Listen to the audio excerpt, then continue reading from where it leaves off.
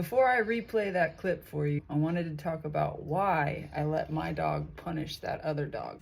So the brown dog there is Katana. She's a about 10-month-old Belgian Malinois. And the white dog is my dog, Angel, who is an 11-year-old Husky German Shepherd mix. Any opportunity that I have to let dogs communicate and have conversations on their own, I take it. Angel was giving her multiple fair warnings, and I knew he was about to add a physical punishment here soon, and I wanted that to happen. Angel doesn't dislike Katana, he just wants her to know that he doesn't want to wrestle.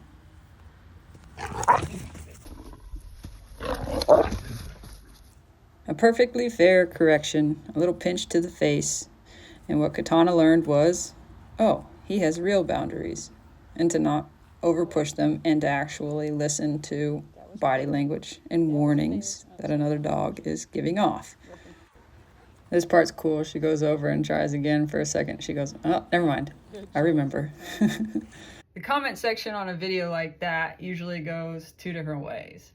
Why did you let that dog do that to the other dog? It's gonna scar it for life and they'll never be good with other dogs and they're gonna scare him. And then the other is, that was great. That's how dogs gotta learn, you know? And the reason why I let this happen, because I don't agree with letting dogs correct other dogs all of the time or punish other dogs all the time. If a dog is applying a physical bang to another dog, that's technically a positive punishment. They're adding a punishment to the other dog. So it's just a technical word, punishment.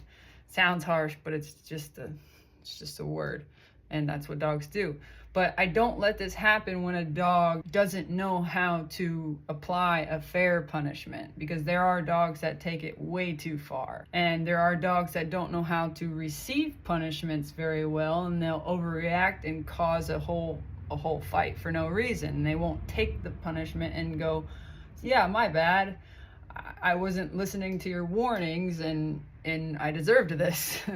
So I let it happen between those two dogs. My dog Angel, I know how far he takes his punishments. I know how far he's going to take things. I know that he's incredibly fair. He gave 7 warnings that day before he applied his firm punishment to the dog. And I knew that the young Malinois wasn't going to overreact to any sort of punishment that he applied. I knew she would receive it well, and she did. And she doesn't dislike him now because of it. She's not afraid of him because of it. She just respects him. And it can be really hard to know the dogs in front of you because dog behavior isn't necessarily universal.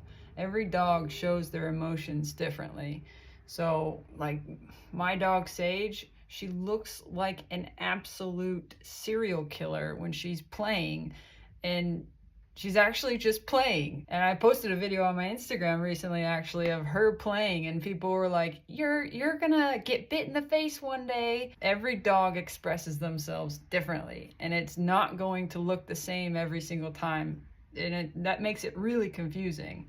It took me a very long time to be able to really read dogs because it's not a universal thing. And so where people can get into trouble as well is interrupting their dog from communicating constantly. So there are 2 dogs. So if they have 2 dogs and one starts snarling just a bit and then they go, oh, stop.